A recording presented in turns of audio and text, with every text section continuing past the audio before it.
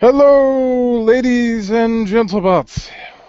Welcome to the Sentai Riders United podcast. We have a lovely show. Hope you're excited. As always, I am Volt. I will be hosting us again, second night in a row. With us, we have the Toy Man CJ. Welcome to the show.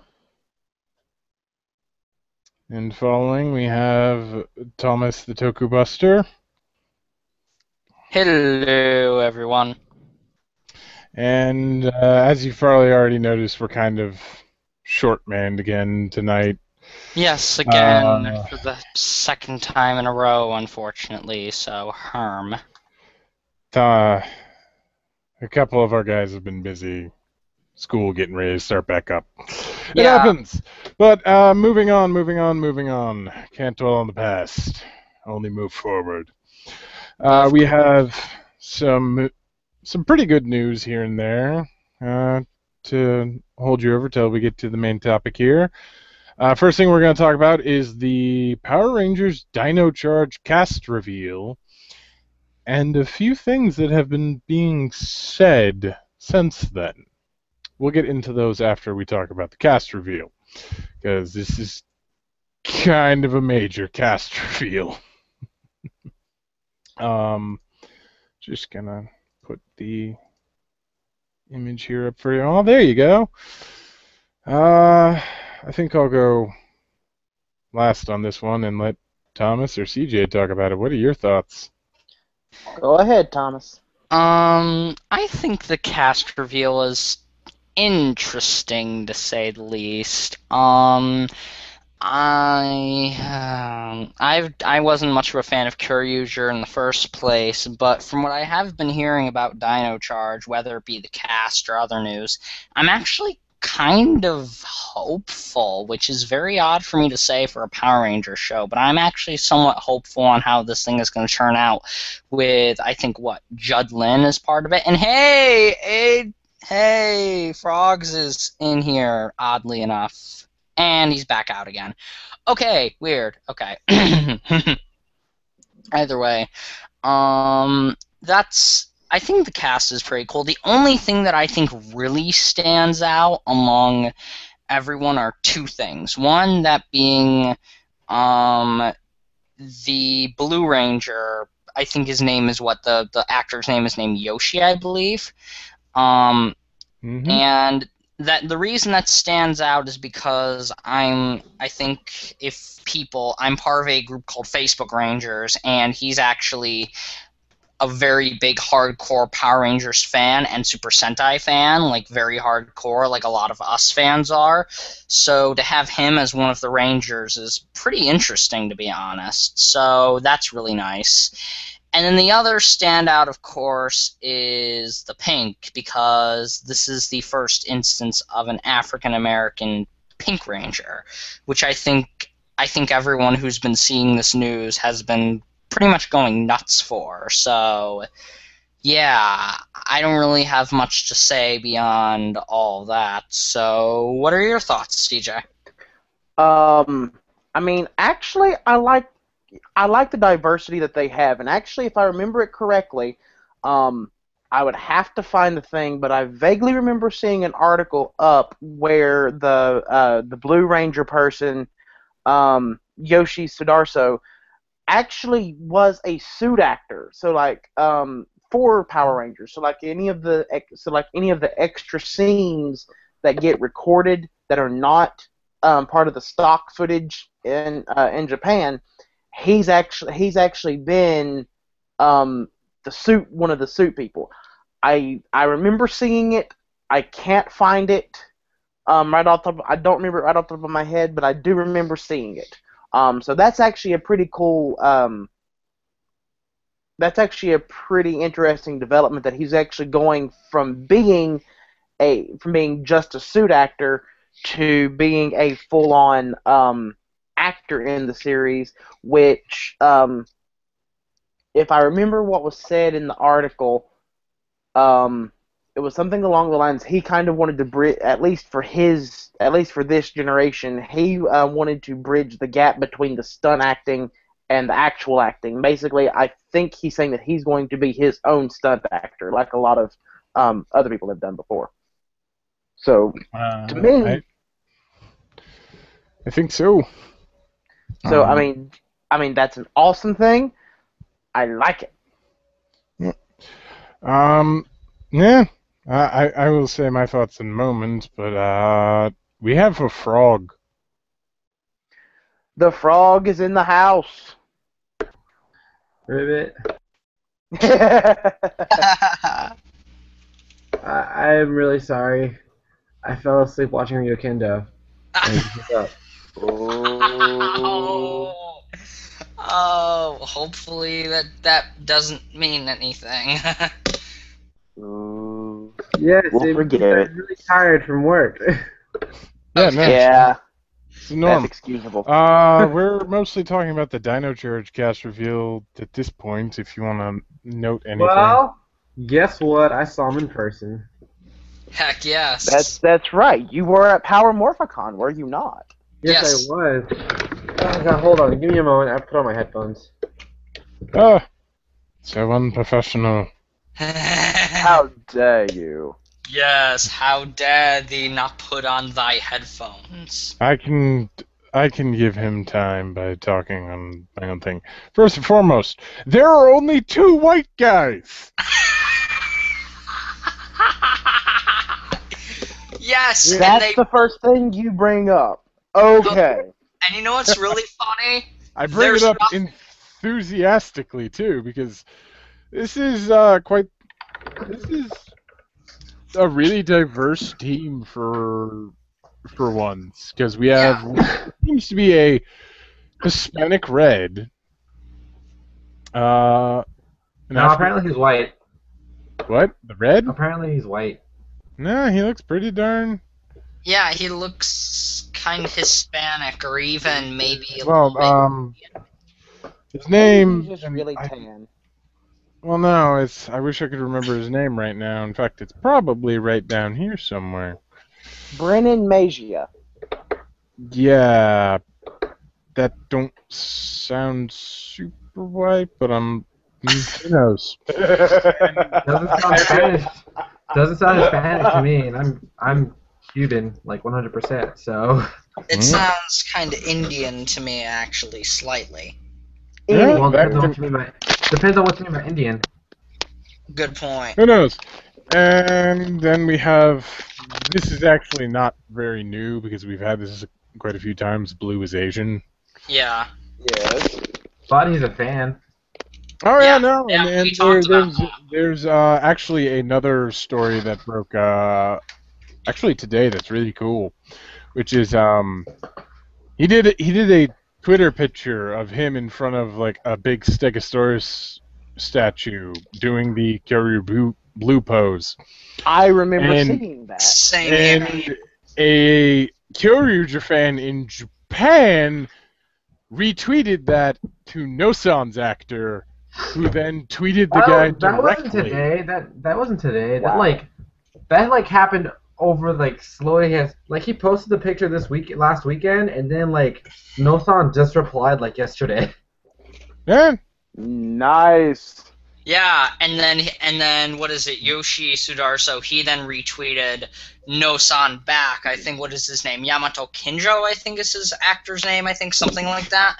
And he tweeted Yamato back in English, and then Yamato tweeted in response, then tweeted Yoshi back. Wait. You gotta say reply, because a retweet and a reply are two different things. I know reply and retweet are two different things. I'm not a Twitter person, that's why.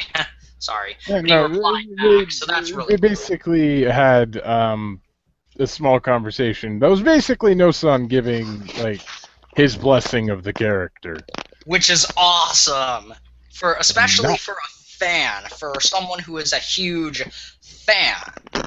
That is, and to be not only Power Rangers, but to have the blessing of the Japanese actor who he looks up. I'm guessing he looks up to so much, is That's just a dream come true. Yeah. The only problem I have with the cast is the two white guys look freaking stoic as all hell. Oh my god, they just look so. It's kind of all we white guys have left. Yeah. Yeah, they look like kind of, I don't know why, but Kyoryu Green, whoever that actor is, he actually kind of looks like a bit of a Ken doll for some reason. That might have to do with the fact that I think he's directly from Australia. But that's just me. Frogs, do you have any opinions on this? The Pink Ranger's cute. I knew you were going to say that.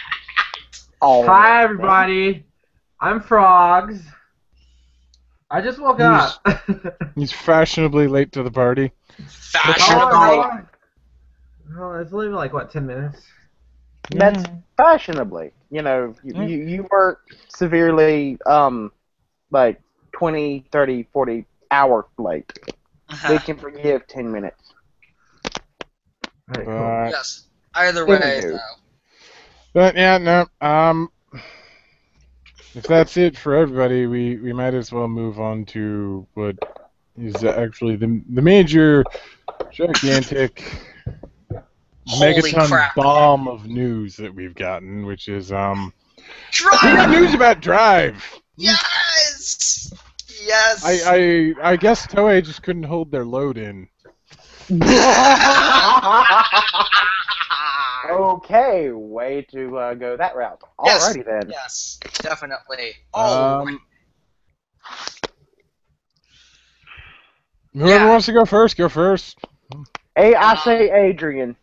Well, Drive is happening.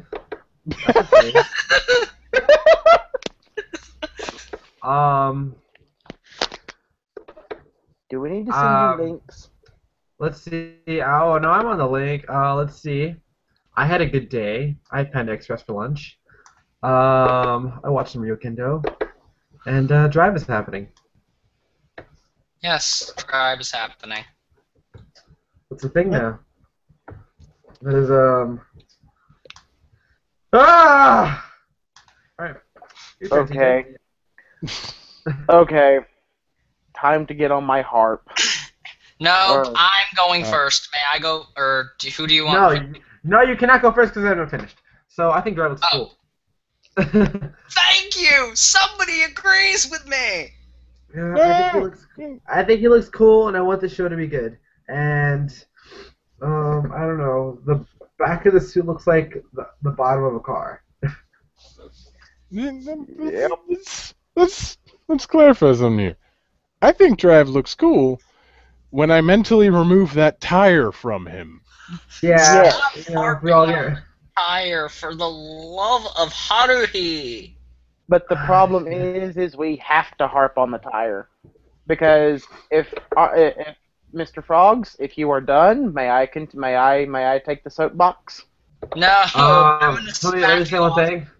I'm going to be a hipster and not talk about the tire at all. Thank you. Well, alright, I'm done. You got the glasses for it. DJ, do I have to kick you off the soapbox? Because I will before you say a word.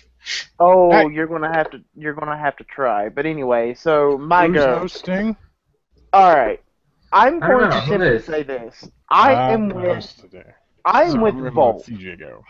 The suit looks okay. It's not a bad looking suit. But then you look at that stupid god awful tire that he wears like a majestic princess sash. I am sorry. But this by the way, I have a joke. This is supposed to be a show for boys. He is not supposed to be a majestic little princess wearing a sash. I'm sorry. This tire is ridiculous. The suit itself looks fine, but the problem is with that tire in place. It's extremely bulky. I mean, Volt, since you were doing the screen share, if you could please hop over to the other article about with the different tire changes instead of form changes, please. Oh wait, Yes. I have a Thomas-esque joke right now since I just woke up. Oh, Oh, Alright. Lord. Hang on one moment. This is about to happen.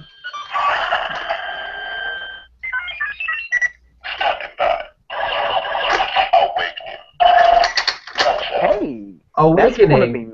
that's gonna be mine soon. Oh yeah. Merry Christmas. Yeah. Wait, CJ, you're getting the Fies belt and the blaster? Yes. Now we're off topic. I'm gonna kill you. I'm going to kill you. Put the tires away.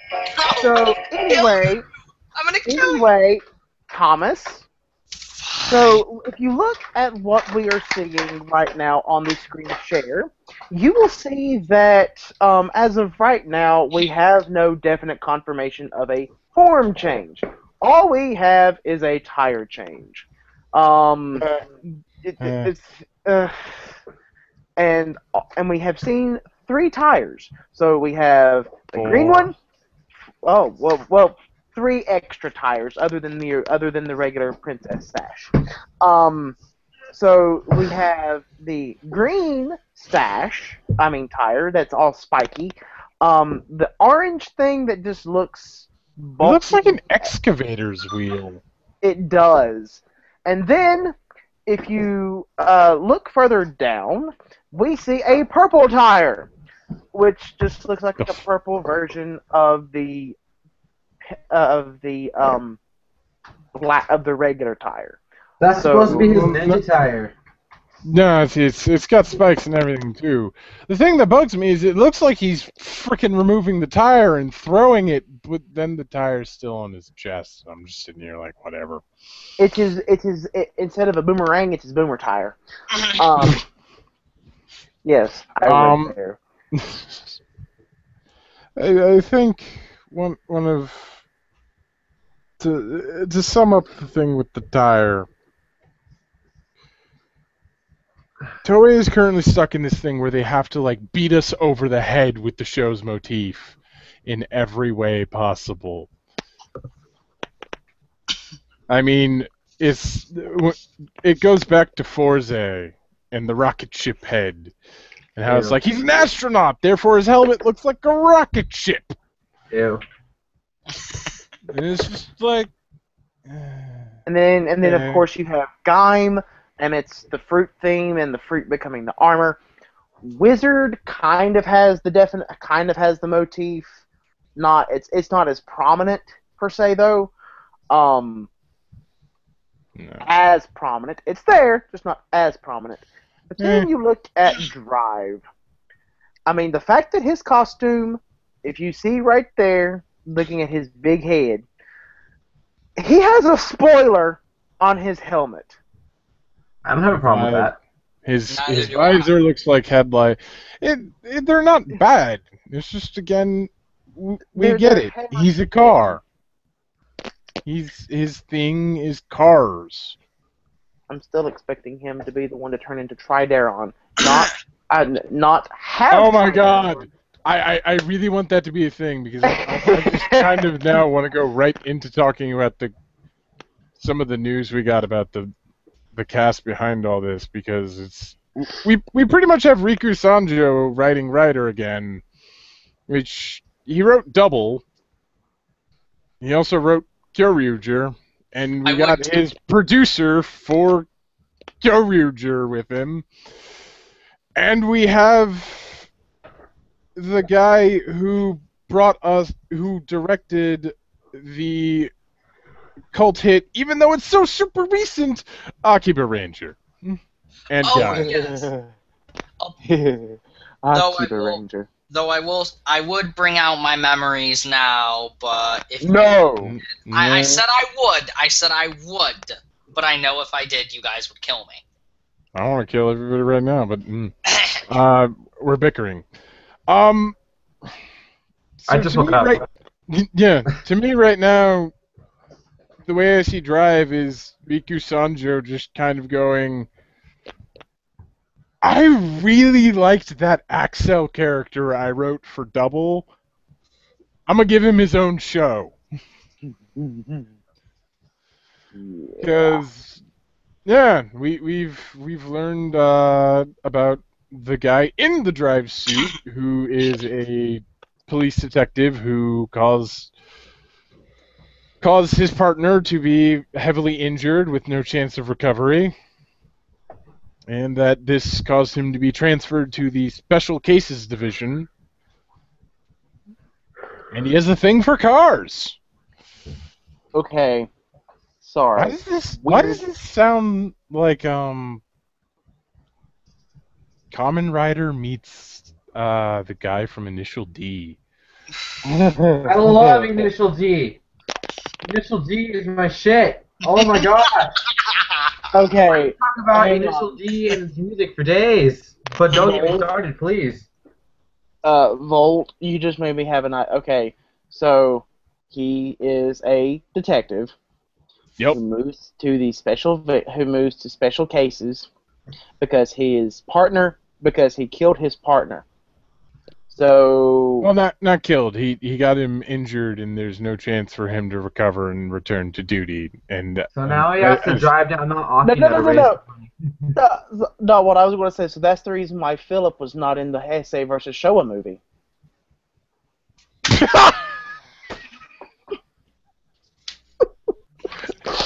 When I get to ranting, I am going to rip you guys a new one like the Vatican has never seen, you people. No. I get that joke. You plebeian! That's terrible. Yes! He was actually in the hospital, too. Exactly, which is why I want to kill you guys! We also got quite a few fun cast reveals that I like. One of which is that the chief mechanic for the Tridron or whatever is it's a lady. It's a woman. Is she in Car Ranger? I like lady mechanics. Is she Yellow Racer? Funky. No, I don't think she is. It also looks like we're going to be having a case of if anyone remembers Dr. Ulshade from Kyoryuger, we're having another one of those with the Drive driver, which is the guy who made it also supplied the voices and stuff for it. Yes, Christopher Pepler. Yes, Christopher Pepler. Hey, guess what? This belt isn't gonna have any English. It's gonna have nothing but smooth jazz English. Am I the only one who looks at this guy and thinks Tony Stark by Robert Downey Jr.? Oh, yeah. Yes! All he needs is his little arc light. Now, I swear, here's what I want to hear from that driver. Okay, I know that Mr. Pepler is going to be the one voicing it. Let's hope to God he can pull off a sassy black woman voice. Mother of no, CJ, no. That would make the show just so much better. Well, in that trailer video, and that interview video, the voice that sounded like the Meteor Wrist thing voice. It sounded like the Deca Driver. It sounded kind of like the Deca Driver. I thought it sounded more like Meteor. Okay. Anywho, Do you mind if I share my opinion now? As long as you don't yell in my ear. Fine. Shit.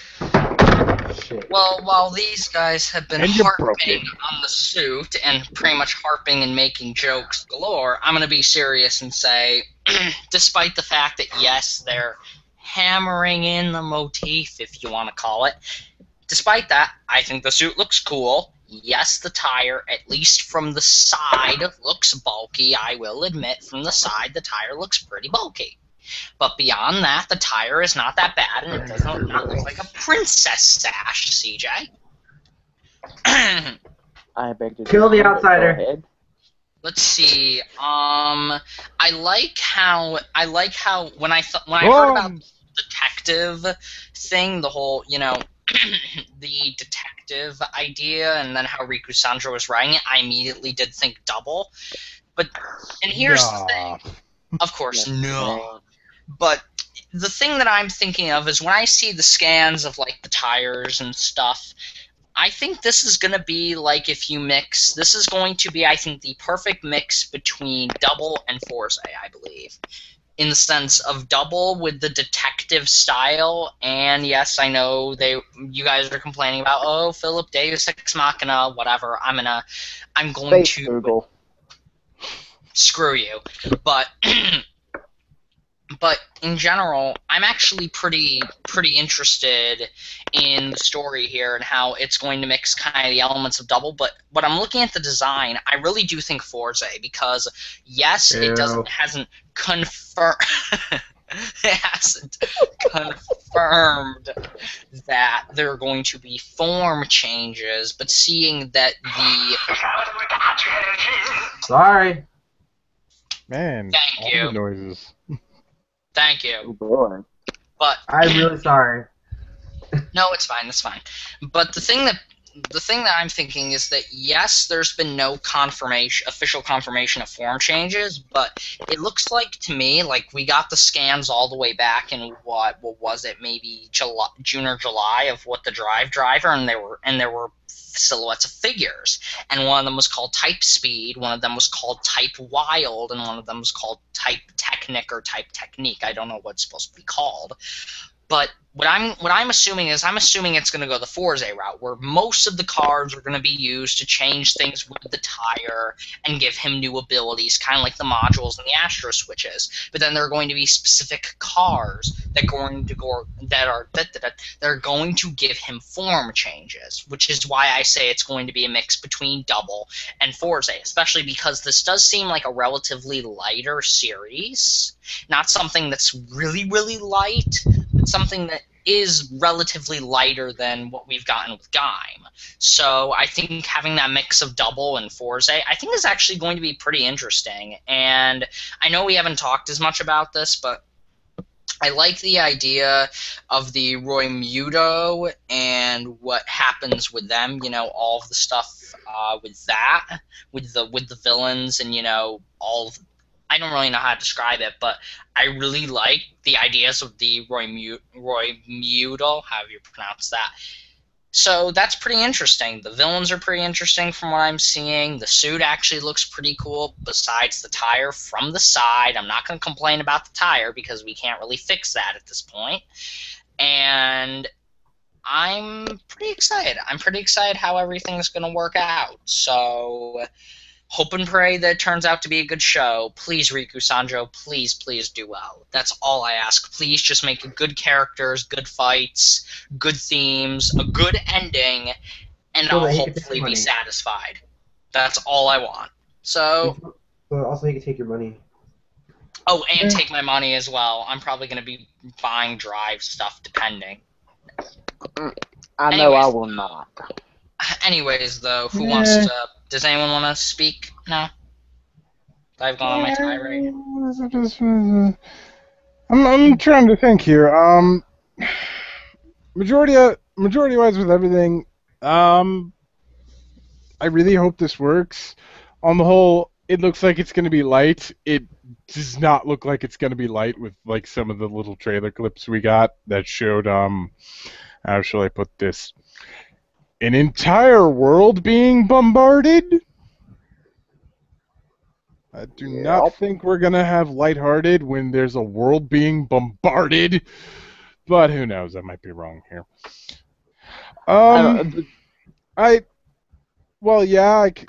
Again, to just reaffirm a lot of things on my end, well, yeah, I think that the motif is being hammered in. I really do like the suit. The only thing I would change is thin the tire a bit or move it somewhere else. If anything, make it. If anything, on that, make that part of the belt.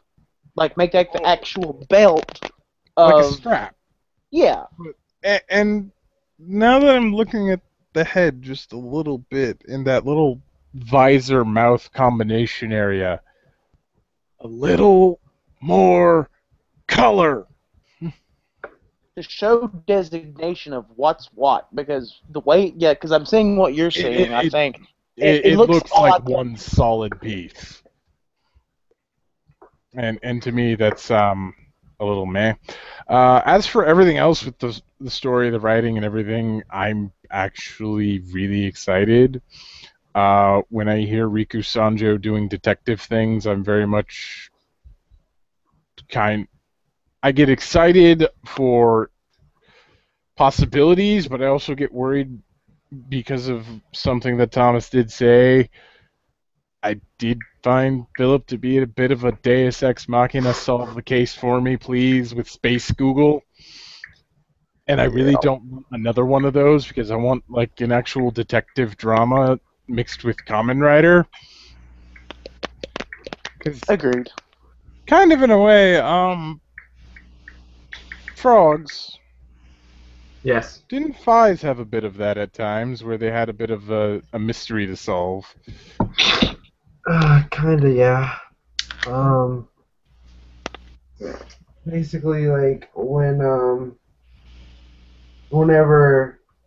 there was an Orphanok or whatever, or one of the Lucky Clovers just wrecking up stuff, they were all like, "Oh God, what do I do?"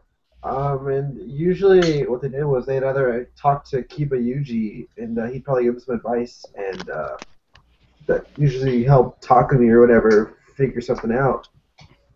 That or they just went digging around places where they shouldn't have really been digging, and they get really messed up by an Orphanok. Yep. But on that, yeah. So, I think the only final thing I can say on Drive is so we have Kamen Rider Eternal singing the theme song. Yay! Oh, I forgot to mention that. Interesting. That is awesome. I love how he's singing the theme because. Well, he sung his own theme song. Yeah. Yes, he did. And I found that entertaining. But I think we're kind of running out of stuff to bring up on Drive. But yeah, I think we've tapped the drive. What's the metaphor? I'm trying to think of the metaphor. We've tapped it dry.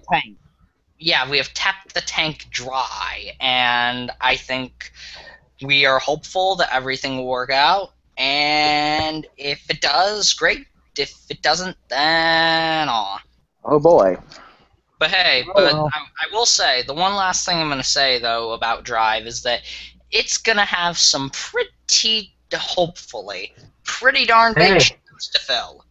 Here's some sudden, super duper sudden, what do we call this portion? I already forgot. It's not the main course. It's the news of the day. News of the week. The actor that played Kamen Rider Zoronos is back in acting and entertainment. Woohoo! After a very long hiatus. Interesting. That's cool.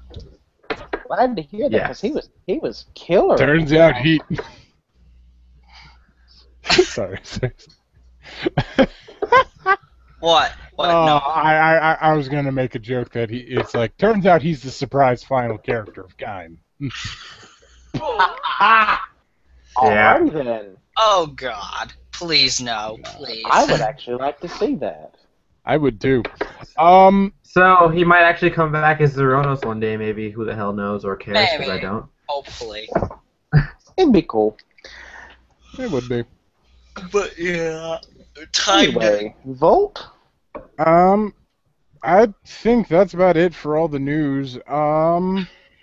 Unless anyone has anything else to say, I think we should move on to our main topic here of what I call an overlooked gem in tokusatsu. A toku made by Takara Tomy back in the day of 2006. Yes, 2006 is now considered back in the day. And it went by the name of Madan Senki Ryukendo. Like I said in the post on Wednesday, I do not consider it groundbreaking or anything, but I think it had some pretty unique ideas, which I will get into when it's my turn to talk. Who wants to go first? Since I have yet to go first, I think I will. So, you guys talk. I will be listening, but I just have to go AFK for one moment. Go get coffee. Oh, well, I think I have to feed the cat. I don't know. I'll just do something. Anywho, so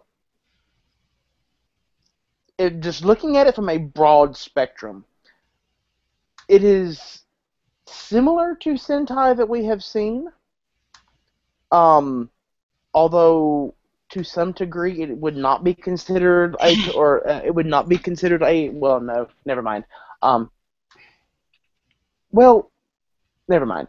Anywho, I'm having brain farts over here. The series, just from what we have watched of it, on a broad spectrum, has so much potential of having that dark story that I personally love. Volt, you can correct me. I'm not talking past episode 6. Okay. But just from what I have seen, I personally love a TV show, like Super Sentai or Kamen Rider, or in this case Ryukendo, that either has the dark story or has the great potential for a dark story. Because we see a lot of them have the bright and happy, and there are very, very few that really have the dark and somewhat sinister. And the one that I saw that really kind of had that in terms of Kamen Rider is like Kiva. It does have a darker storyline than what most Kamen Rider do. Since we're not talking about Kamen Rider, I'm going to shift back over to Ryukendo. Ryukendo, the talking weapons. I love the talking weapons.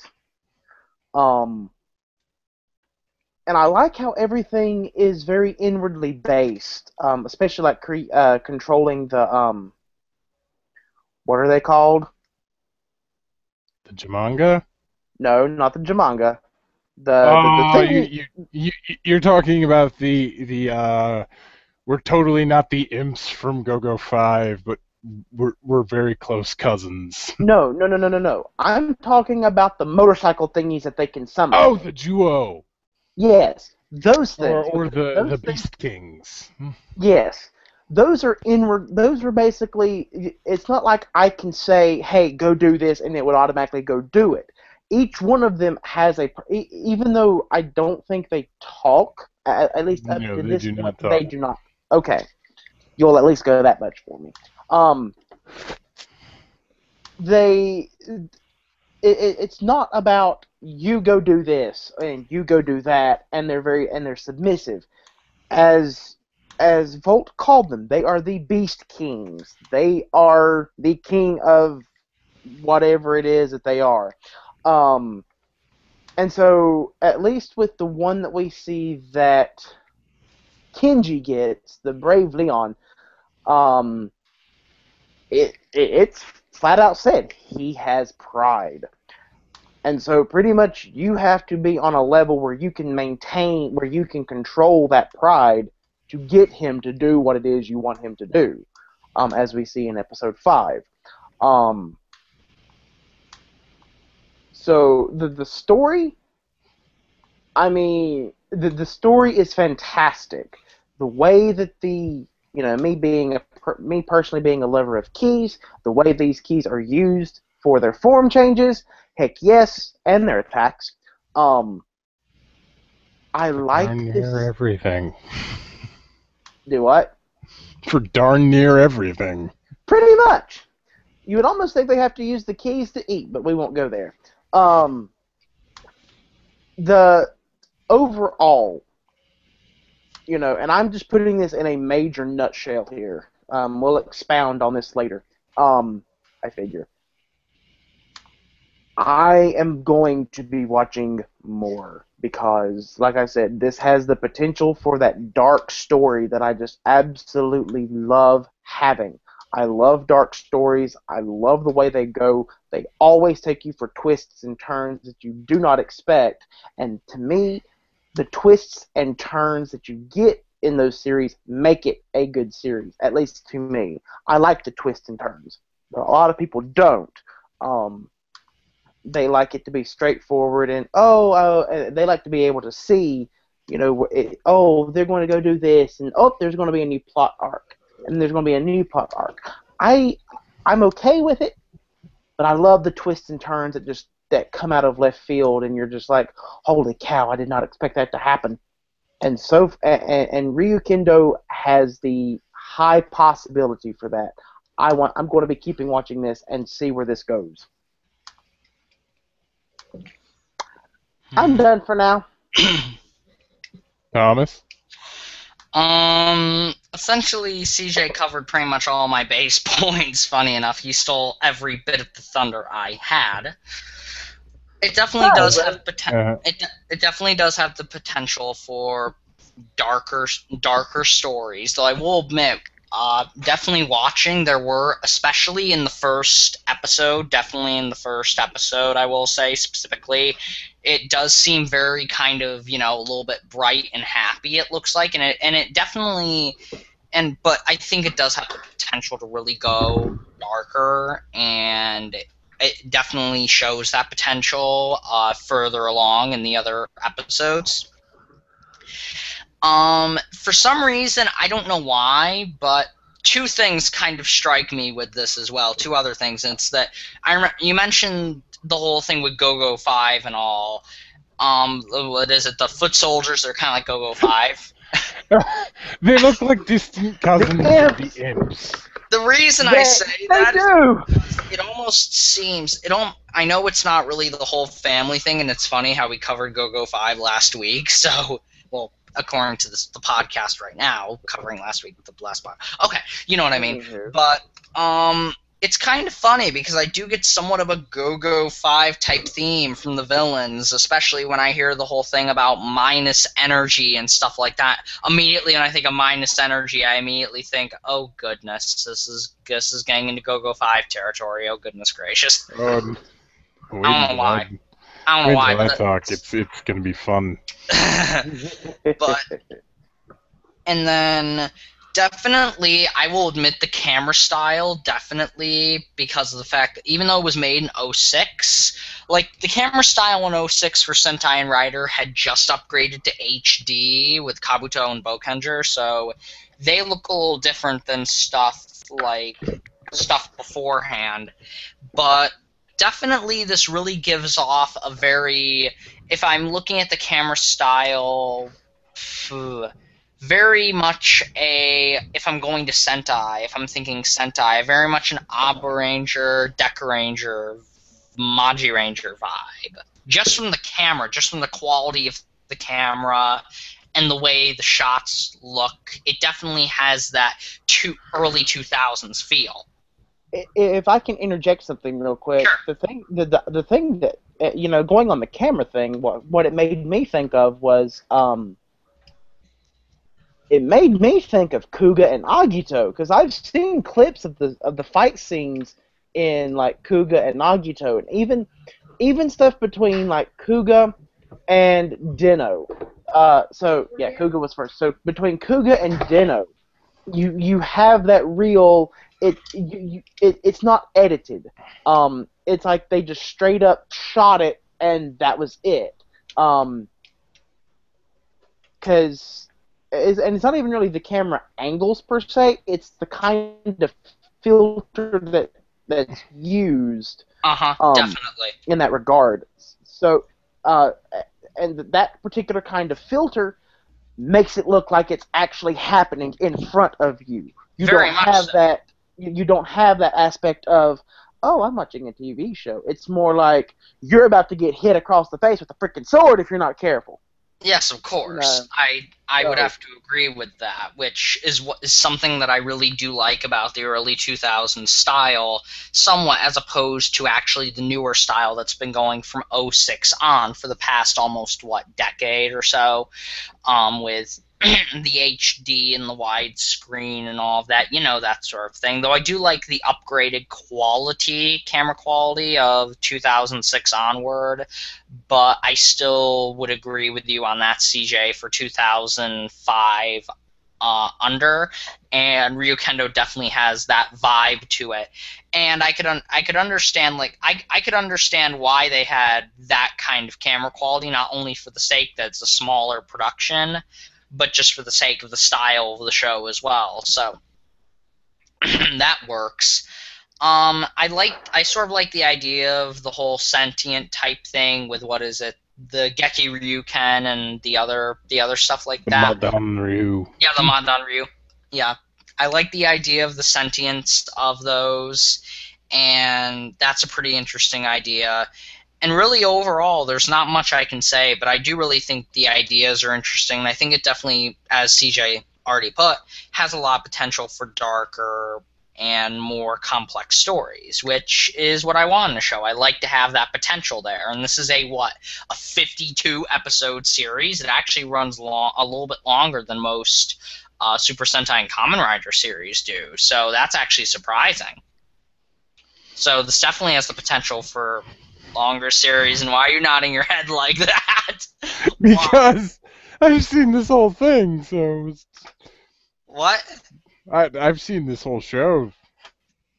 Goodness. So, I'm just kind of chuckling inside when I listen to you guys talk about this. But, Okay. Adrian, what do you think? Because I'm pretty much done, so Adrian, what do you think?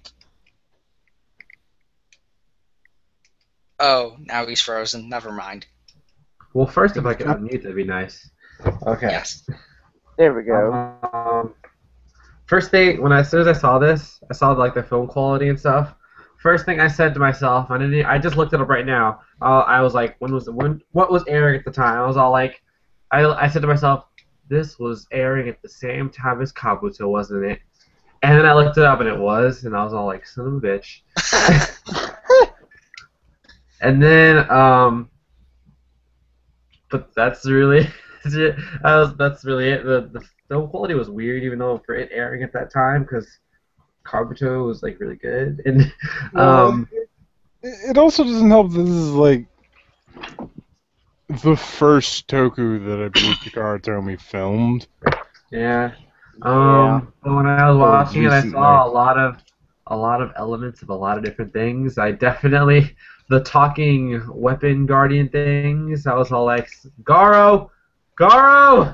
And I actually, sorry to interject, you know what I just remembered, you know what I thought of, you know what's been running, you know what the first show that ran through my head when I saw the camera quality and when I saw the sentient talking? Go on, Jer. Abba Ranger. Okay, yeah. Well, but, I don't know why. No, I just thought, I don't know why. The dinosaurs talked through the change braces and stuff. Oh, yeah. Yeah. But yeah, then I was like, oh god, it's Garo. It's like a campy version of Garo, and then I saw some other elements in there. It really reminded me of Kamen Rider Ryuki for some reason. Because he's dragons and stuff and other things and such. And what the hell is this? Hey, I'm busy. Can you not? And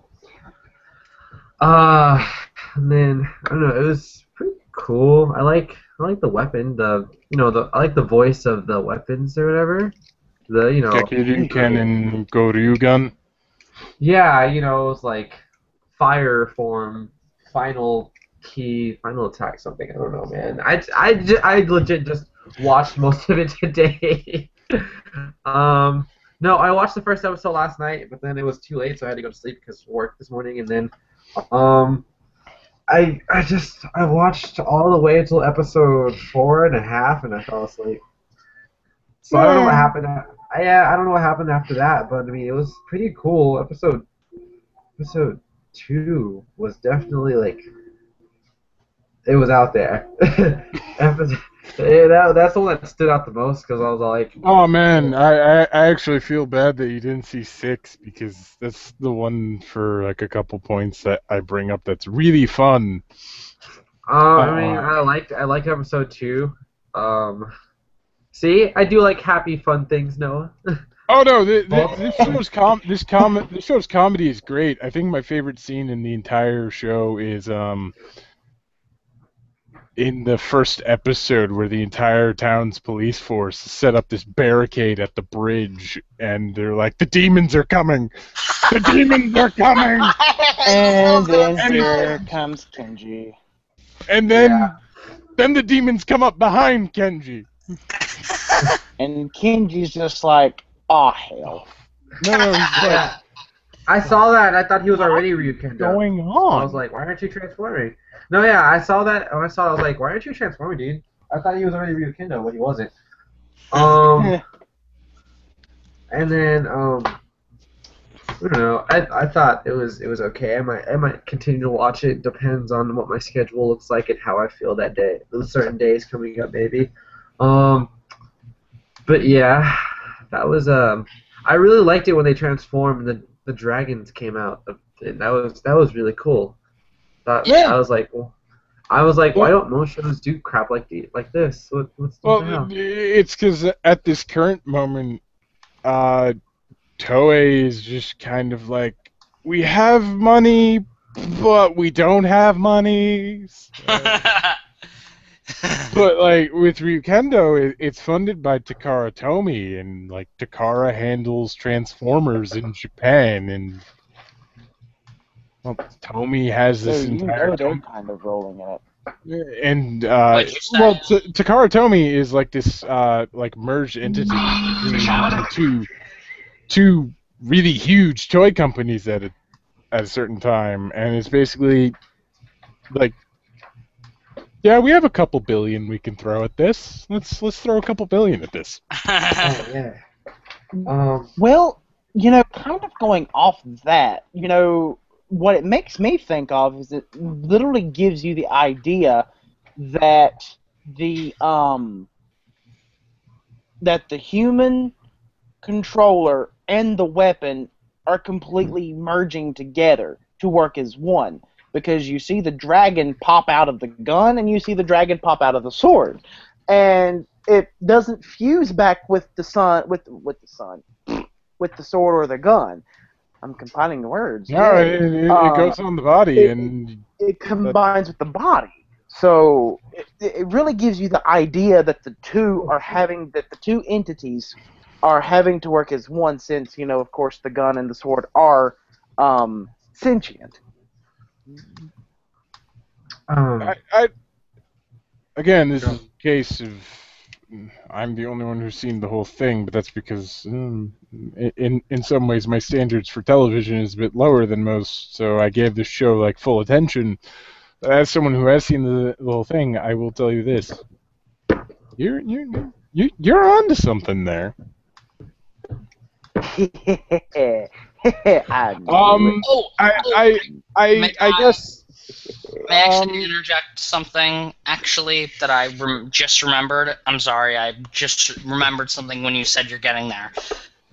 I remembered this one thing in the first episode, and I think this is probably going to come back full swing very, very soon.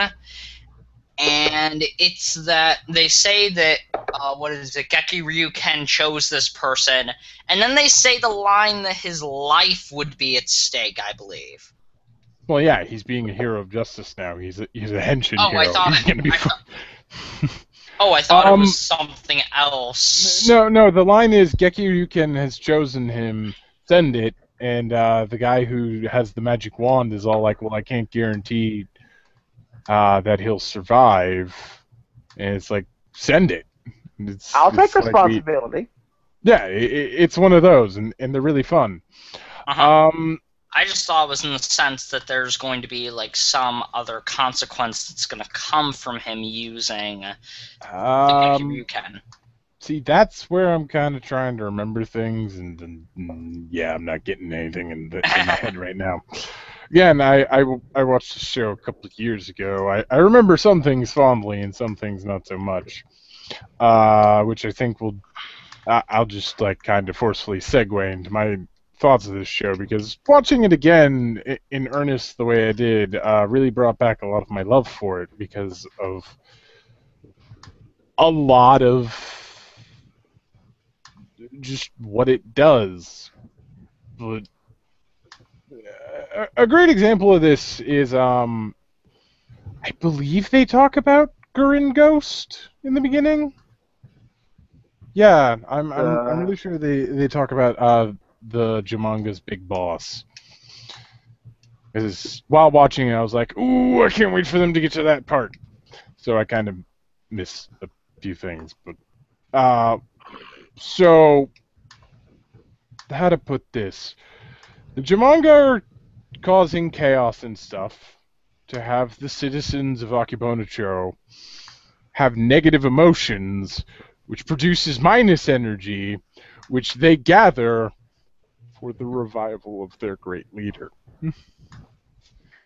Sounds familiar. What does this remind you of? Yes. Something recent. Oh, wait. I find it hilarious that this show beat Kyoryuger in a way to its thing a full 7 years in advance. But at the same time, here's the thing, though. Kyoryuger had their own spin on it, because it's like you need rage, sadness, and happiness. In Ryukendo, it's just mostly negative emotions. It's just bad. And sometimes they produce negative emotions in silly ways, and others in some really diabolical ways, which leads to me talking about episode 6, because I really like this episode. One, because we address something that Toku doesn't address often enough, which is the events of episode 5 happens, and at the end of each episode, Ryukendo usually gains a key, because most of the monsters are made from keys. Madan keys. And Satoyama purifies the keys, and then this thing they have called the Cannon of Light will tell them who the key goes to. And this new one goes to Ryugano.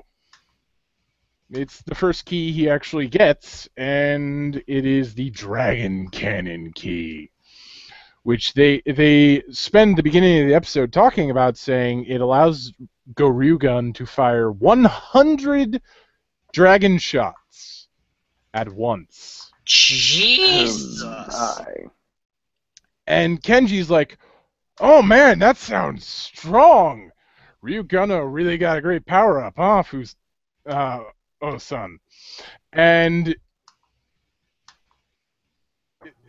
Fudo, the guy who is Goryugun's partner and becomes Ryugano, says, yeah, it's powerful. Too powerful. And they go into a whole bit of dialogue about how, yeah, Fudo's body can't handle the recoil of the Dragon Cannon at this moment. Yeah, that would be a no. And they show us how big of a recoil it is, because we have that an entire scene, basically the start of a training montage that we sadly don't get to see. One scene is does get in, and is Ryugano getting catapulted back by recoil and smashing through what I assume is bulletproof glass. Holy. And and this entire time, the villains are enacting their plot, which is this giant balloon monster that is attached to the town's tower, and is shooting people with this laser that turns them into basically human balloons who float in the air. That is, oh my god. Yeah. Looks like they beat Goronja to that too. But the thing is, all the townspeople are like, this is great! I am flying! There is nothing negative about this at all. And then the guy who's in charge of the villain empire is all like, oh, by the way, at noon you're all going to explode. Oh! Okay. That was interesting. And then everybody starts panicking and experiencing fear and negative emotions. Like Which is exactly what they want. On topic of a few things of why I think this show has unique ideas is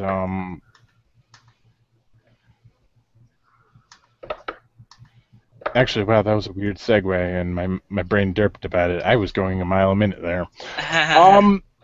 And this is an example of what I really like about this show is some of the stuff seems silly and stupid, but it's serving a greater purpose. And it's something that Toei Toku doesn't do anymore. We don't have, except maybe in Tokuger these days, we don't have those crazy, insane, nonsensical plots that make you scratch your head and go, why? Why are And then it come back full circle. And it's refreshing. There's also other things that make this show incredibly refreshing, such as if you've watched enough Super Sentai and Kamen Rider, you've probably been having these moments where you're like, oh, hey, they're fighting in that place where Kabuto did this, Forze did that, Magi Ranger did this, and you start noticing the same scenery over and over and over. But with this, you don't get that. Because it's by Takara, not Toei. And Takara Tomy, they kind of don't really have, or they're not filming in Tokyo, so we don't get the tokusatsu obligatory fight at the Tokyo Dome. And that's a good thing to see. It's refreshing to see different scenery. That's why I like the filming so much, because, yeah, these are areas of Japan I've never seen before. Uh-huh. On topic of other things, I really like the suit designs. Yes. I'm into that. It's just, oh man, I'm bouncing all over the place. In terms of tone, the show is very much like, more comparisons, but a little like Tokuger in a way, where it's very lighthearted and campy, but then on a dime it can turn to being quite dark. And yes. I think, like episode 2, as Frogs brought up, everybody's being consumed by this giant plant thing and having their life force sucked out. Oh wait, was that episode 2? Episode 2 is when he busts out the fire key, right? Yes. Yeah. Oh, okay. I was talking about episode 3. Was that super campy one? Episode 3 is when he gains Brave Leon. I was talking about the tank one. I was like, this episode's like really out there. But episode 2, every episode I saw was out there. But go on about what you were saying. Yeah, but heck, even that with episode 3, each episode just has this thing to it that I really like. Well, fuck it, I'm switching over to episode 3 with this. You have the one lady cop whose partner has been taken, and their patrol car that they named has been run over. So, by this giant tank thing the demons have. And, like, she just kind of has this moment of enough is enough, and she sits in the tank's path with a whole bunch of guns shooting at it and crying. Because she wants her friend back. Holy. I mean, the one thing that I can definitely tell about this series, and it's one thing that don't really get that quick in any of the Toei tokusatsu. Even a secondary character has really gets character development really quick. I mean, in most Toei Toku, the secondary characters don't really get a full-on. Don't really you really don't see them as much, so they don't really get the amount of character development or exposure or that exposure. other things do. I mean, one thing I think the show has that's super great is the cast feels huge. Yes. But when you actually break it down, it's actually quite small. And I really like that. They can make it feel big, but in reality, it's not. It's kind of something that Go Under tried doing, but the thing is, they made the engines very sentient and active on their own. But with the things with the Madan Ryu, they're there, they're alive, and they can think, but they can't move around on their own. He's a sword. He's a gun. Yeah. Also, another thing we don't see in regular Toku. Well, not much, but like when the show starts, the town is already like under attack a lot by the demons, to the point that they've kind of, in a way, made it a tourist attraction. That's interesting. Yeah. It's. I remember. I think it was in episode 4. This is before I fell asleep. There was this part where they were in the police station or whatever, and what's his face? This dude was talking. He was like, "I remember how the town used to be when they first started attacking. They used to disguise themselves, and they used to be really hot and stuff." And then he pulls out this thing. And it's like the town in black and white. And then there's actually a hot, little monster there or whatever. And then Kenji walks up. He's like, he walks into the screen like, "When did this happen?" And the guy just slaps it away. He's all like, "Oh, this is only like a few months ago." I was all like, "What?" Yeah. Like half a year ago, and you're like, what? No, I just think the funny part was that how Kenji just walked into the screen and is just like, "When did this happen?" Yeah, no, that's. And then he just slapped away the board. Yes, the show is interesting to say the least. At this point, I've been ranting a bit, so I'm going to let other people talk about things they enjoy. I mean,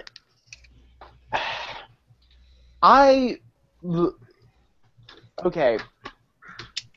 The one thing that I kind of wish they would kind of hit on, that they would have hit on a little bit quicker, and it's the only pet peeve I have, the only one. There's not been really much character development about the villains. We only know what 2 of the villains are. If you look at other, if you look, and I know I hate making comparisons, especially since this is not Toei Toku.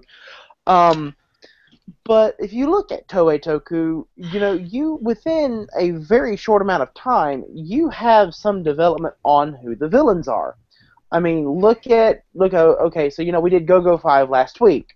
With the villains, you find out really quickly it's 4 people, and they're trying to bring about all this negativity and bad so they can bring their mother back, or bring their mother into the open.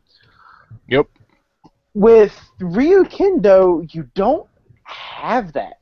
You find out about Dr. Worm, Jack Moon, whose names you don't find out till later on. Oh man, he's such a. Oh, Jack Moon, that freaking thing. Oh god. But anyway, you find out who they are. You find out that they're trying to revive the king thing, and that's it.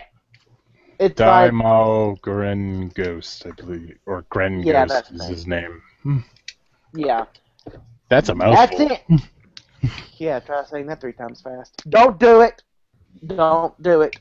But yeah, I mean that's pretty much the whole bit. It's you find out they're here, they have a Madan key, they turn into an enemy, and that's it. Like so far, and I'm hoping that as time goes on, there's more development on them. But as of right now, there's been very, very little development on the villains. And Yeah. sometimes a villain can make the show worthwhile. So That kind of happens in a way, especially when Jack Moon himself goes into battle. He kind of gives the show, from that point on, God dang it, I'm talking past 6 a little, but from that point on, he kind of gives the show a bit of a shift, because he becomes Ryukendo's like main rival, and just eggs him on. And I really like him. I actually like when I watched this the first time. One of my thoughts was, someone watched Lightspeed Rescue in Japan and really liked it. See, we're making Go-Go 5 Lightspeed Rescue comparisons again. Well, no, but it's warranted. It really kind of hurts how much you look at, and it's not just that. If you actually watch the series that comes after this, Rescue Force, it's kind of the same premise again. Yes. It's really, really odd. But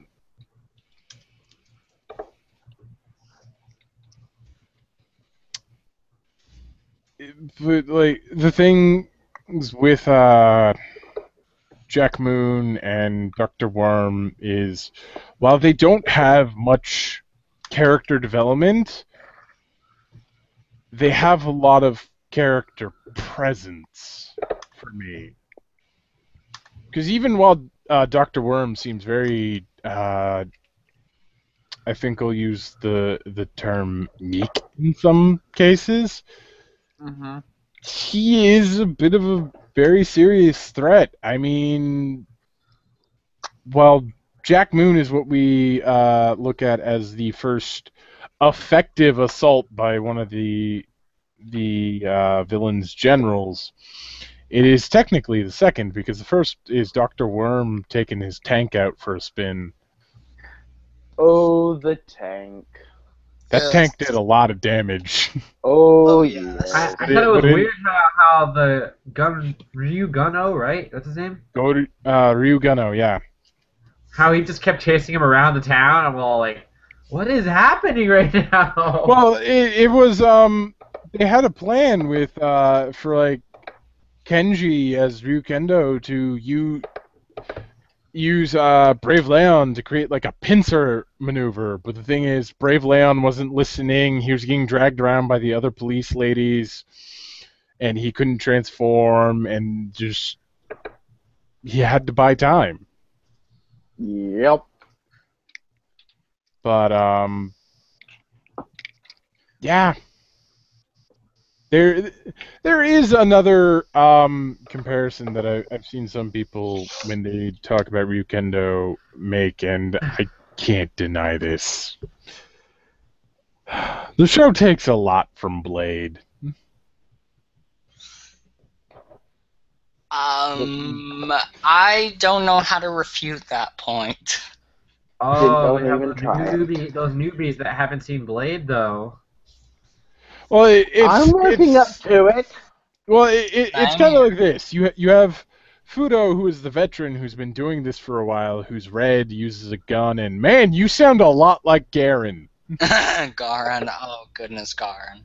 And then you have the new guy with the sword who's all blue, which is Ryukendo. Which, by the way, on that, I want to say one thing. I really like how he got the Geki Ryuken. Because even before the guy has his powers, he's like, no, I'm going to pick a fight with a giant bug. I'm going to pick a fight with a giant bug that I just watched eat that guy's van. Well, that's kind of absurd. I do. That brings up a good point because, if you look at Geki Ryuken, usually swords. Okay, this is kind of getting into the old way of thinking. All right, swords were used by people who, at least in feudal Japan, were used primarily by samurai, who. Where am I going with this? How am I going to word this? Okay, so you have the samurai who were using the swords, and samurai are very honorable people. So if you do something like if this criminal comes along and does something that, goes against like this samurai kind of code, they feel it their duty to go take care of the problem. And actually, it kind of gets mentioned because doesn't Geki Ryuken? Did I say that right? Yeah. Okay, because there is a scene I remember where Geki Ryuken says, or it's either Geki Ryuken or it's one of the people in shot says something along the lines of,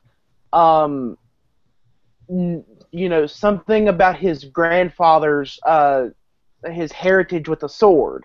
So that right there means that somewhere in his family there's that whole kind of samurai-like honor system, and it's kind of already in his blood, to the point where, big ass bug just ate the van. You villain! You're gonna die! I'm going to kill you! Come here! Boing! Again, you're onto something. You're onto a lot of things, CJ. I will bring this up because it's a fellow member of the Toku Weekend group has been like pinging me about this, and I'd feel terrible if I didn't bring this up for him. But Adam brings up that the old married lady who is married to the croquette shop owner played a nurse in Time Ranger. Interesting. Yes. It seems like going from Time Ranger though to Ryukendo got her more FaceTime on TV. Oh yeah. But yeah. Man, I'm trying to figure out things to talk about for me. Because you're just like killing all the points, and my brain doesn't want to like work around them. Are we taking all screw the it. good I'm points going away to talk from about you? something that I really want more tokusatsu to do, and that is I want them to do what Ryukendo officially titles the Episode 0, which is Yes. about a month or two before the show actually started airing. They sent out a DVD that in magazines like Telebikun and all that basically was in a way a primer, a teaser, and like a thing to get you pumped up for the show. And at the very end, they even had a contest where you could enter to win one of, I think it was 5 signed Geki Ryukens by Kenji's actor. Nice. That would be awesome. and it's really good because it has this. It allows them to show the suit in motion, which I think really benefited a lot of people actually digging Ryukendo's suit design, because it has some really lovely suit design. Mm-hmm. But it also kind of like it opens up and explains the gimmicks and stuff, because at the time, if we go from the Takara Tomy camp over to like the Toei camp, we're gonna see them using heck, I got one laying around right here. Cards. It's like cards and doing it the old-fashioned way. Ryukendo at the meantime is using keys.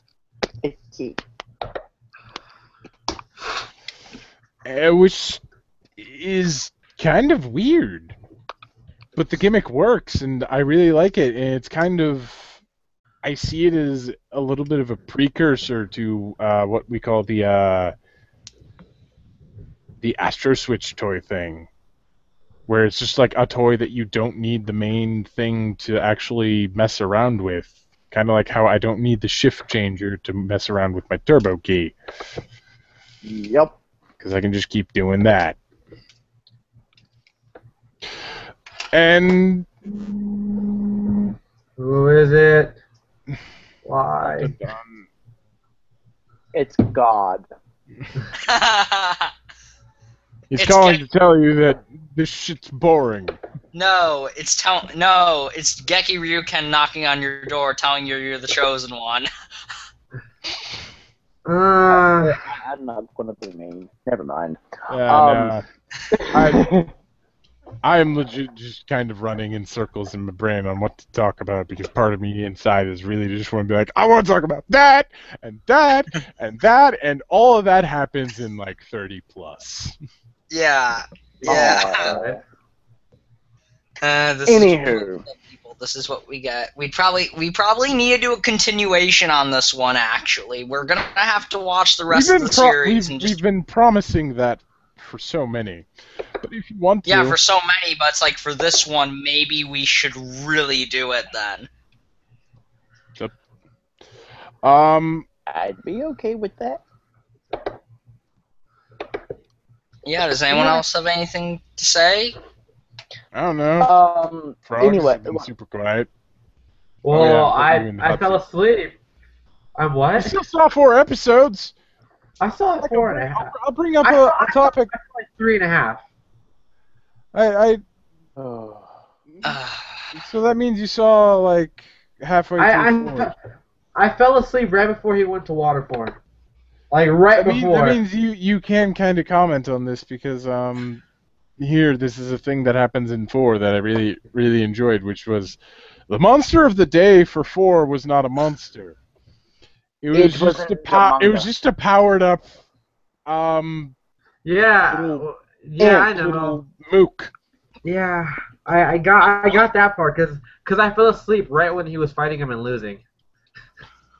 Oh yeah. Wait, powered up what?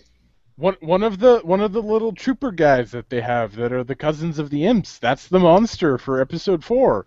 Mm-hmm. It's just a powered up one of those. Oh, gee. To give an example that a whole bunch of PR fans might dig, you could say it's in line with the Kelzak Furies. Those things. No. Just love for the Kelzak Furies. No, not at all.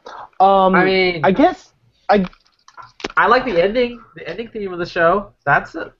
The penalty shot. Yeah, I like.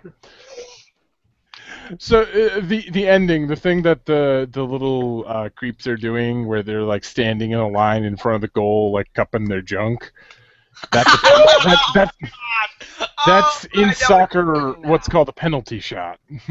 Ow! No wonder. Or I'm sorry, football. Yes, true football, but that's another discussion for another day. I guess simply, if we are wrapping up, I do not know if we are or not. It's again, this is mostly just me kind of trying desperately not to talk about stuff beyond episode 6. But if I want to talk about one thing, it is again an idea that this show does that I really like, and it does not get refined and made truly glorious until later. But we get the first tastes of it in episode 5. The Trinity. Ooh. Yes. I'll be honest, when I saw that, or when they mentioned it, the first thing that came to mind is that somehow the lion was going to basically pull a Transformers move and become like armor and attach to Ryukendo. That's what went across my head when he said, "Let's do a Trinity attack," and I'm like, Let's combine all our powers, and it's like, oh yeah, no, you think he's gonna to Gatai on somehow, but no, it's just the thing throws him at Jack Moon to do the slash. Yeah. It's weird how they do that. Well, not weird. It's interesting that they do that because it goes more into like what I was saying, like working with each other. With the dragon thing popping out of the sword and then zapping into the person. Yeah. And Volt, since you are the one that has watched the series, you will probably and if you do remember this, you will probably say you're onto something again. Well, it's more of it's in the spirits because like when one of the things they refine is kind of they add a little bit of dialogue to it where they say like Kenshi as in like swordsman, Madan Ryu, and Juo, these 3 powers are now as one. And it's kind of a weird thing, and it makes it sound all Captain Planet-y. Oh God. But Captain Planet is real. I know, dude. Now I just want a modern day reboot of Captain Planet. Amen. What are we doing? Like a base Captain Planet. Oh God. What are we doing? Oh, that's gotta be a show in a... No. I think we need to end this thing. You're in a way onto something, but Okay. and this will be my last thing because it's like I really enjoy how much money is behind this show because of that like moon dimension Jack Moon runs to in 5. That's all CG work. And like really well done green screen, and I'm just sitting here like, how much money is behind this show? Because it's outrageous the crap we do. Yeah, it's Which is surprising, especially seeing Toei's budget that's been trying to, save as much money as humanly possible. Yeah, and one more thing, and this is more of a joke because this is. I want to know if this happened to you guys, except for Frogs, because he didn't get to see this. I'm sorry, I'm a terrible person. But it's something he'll get to look forward to. So when Jack Moon's doing that whole, like, he puts his sword up and starts doing the circle thing to create the portal to escape through, did you think he was going to do, like, a big finisher attack?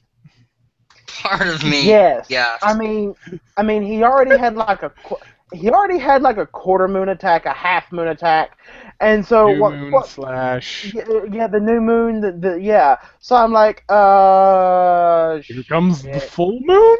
Here comes the full moon. Well, and Ryukendo's dead.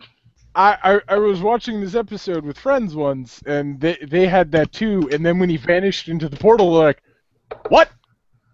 No! You were going to attack! No! You're Quit. supposed to attack and kill. No, I- you people are cruel. And that leads to the whole thing of, I love how the show just kind of goes, you're probably thinking we're going to do this, but instead we're doing this. Yep, it completely, Subverts Take your your expectations. exactly. It's Thank a you for complete. stealing my words. It's a complete shift out of left field that you don't expect, and that's what I freaking love. I don't like linear. I don't like as I said before, linear is okay, but I don't like linear all the time. I want something so far out of left field that you actually have to rewind it and watch it again. And be like, I just want to make sure that this happened. Rewind. Yeah, that happened. Holy crap! Frick yeah! Anyways, that is my last thing. If anyone has anything else they want to talk about, go ahead. I don't think does anyone else have anything? I don't have anything. Really, all I can really say is that I think there's a lot of potential for this show, and that I think this show hopefully is going to get really, really, really good. I'm not saying it isn't, but I think it'll get even better once it actually gets near the middle and the later half. Oh, it's not even that it has potential. This show, well, it's already seeing its potential and getting so much better. Yes. There's a shop in downtown that sells Ryukendo DVDs. I'll be right back. Wait, no, you didn't know about that? No, because I don't live in your area. You've been to Chinatown, the hobby shop or whatever, the one that sells all the Gunpla? Oh, you mean the bookstore Bruno's? next to the Wajimaya? No, wait, not Kinokuniya. The one 2 blocks away.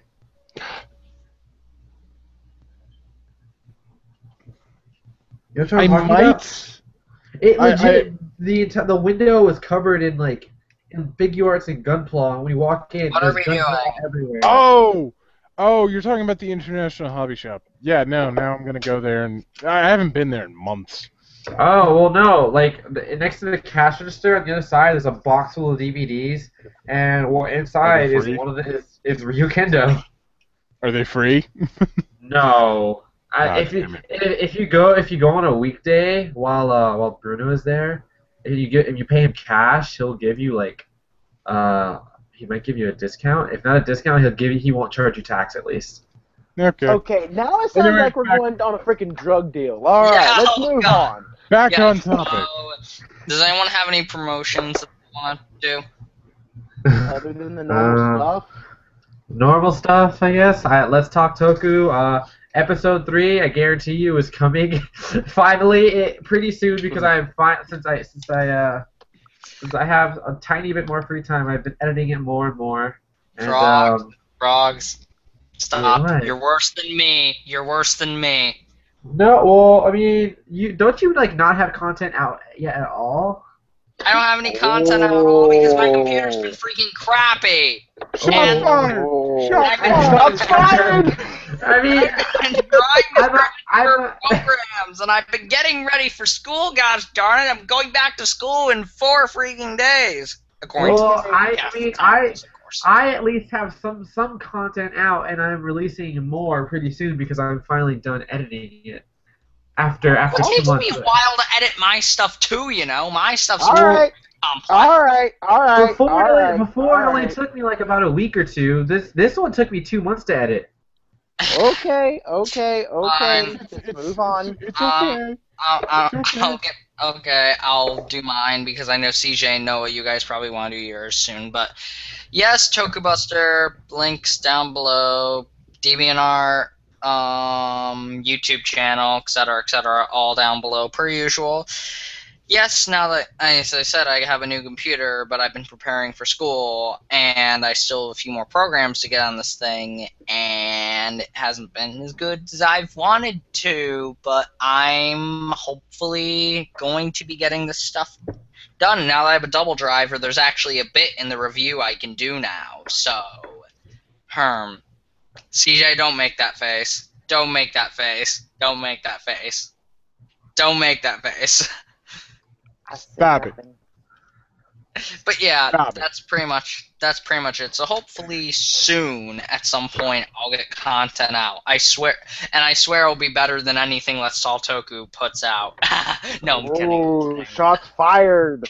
Well, that's More just shots rude. fired. That's just rude. People aren't More really shots like fired. already Hey. don't like my channel because apparently I bash on Forza and Dino. Exactly. Well, it's not bashing, it's legit voicing my opinion. You guys can say as much as you want about the things I like, and I'll be like, oh, well, you know, I respect your opinion. If you don't like the things I like, then you don't have to like the things I like. Anyways, CJ. Anywho, so same old. I'm doing the Toku reviews. I'm actually working on getting a new camera. I've actually had to shift my the area that I record, so I'm now working on getting a new camera that I can dedicate solely to doing the reviews. If I can get it to cooperate, then yay.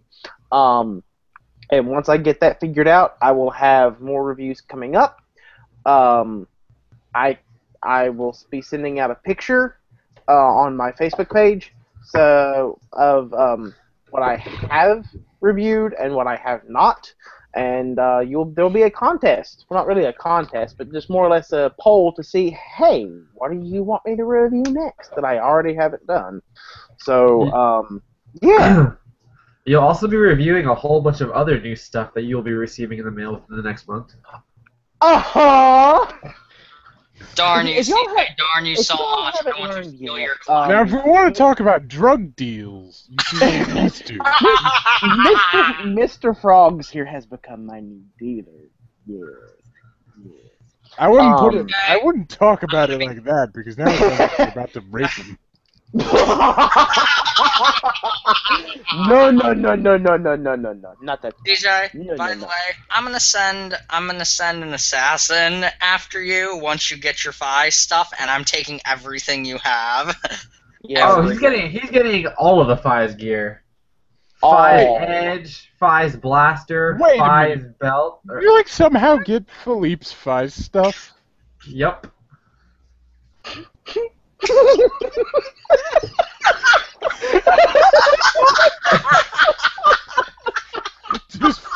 Does he know you're giving it away? Maybe.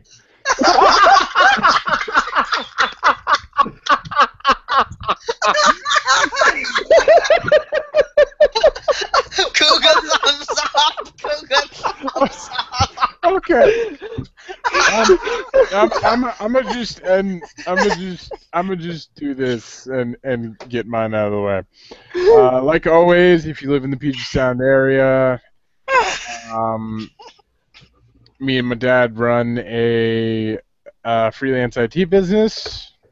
We're called the Tweaksquad. We'll fix up your computer. We'll put in a new one. We'll build you a new one if you have the parts.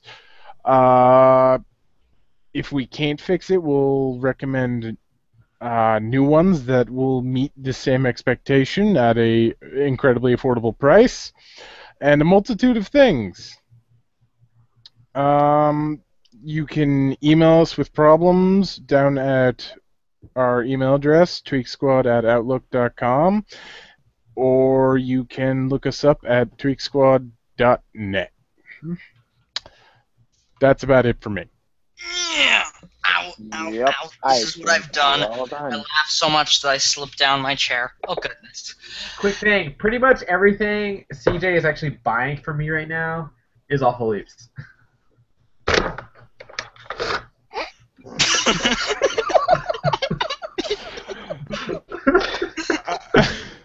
Well, all if the you Fi's didn't- gear, all the Fi's gear, Ultimate Daiboken, Tatsugami Lyo, the X Cellular. That's all Philippe's. Oh my. God. Oh God. For all And of you we're people admitting who- all this on a recorded record in which you can bring up the feeling. Yes, we can. We can. It's all recorded now. Oh well, I think this is a good place to end it before we have our good friend Frogs here incriminate himself any further. and I have someone show up on my doorstep. Yes. But I'm still gonna have an assassin to come over and kill you and take all your stuff, CJ. You'd I'll- have to beat Philippe. Nothing beats Philippe. Yes, I could find Except for someone who me. could beat Philippe. Oh, I don't know about that. I'll Anywho, do it. I tower over the guy, but whatever. Okay. So, anyway, anywho, so tower over the guy doesn't mean you're an assassin. with all of that said, Mr. Volt,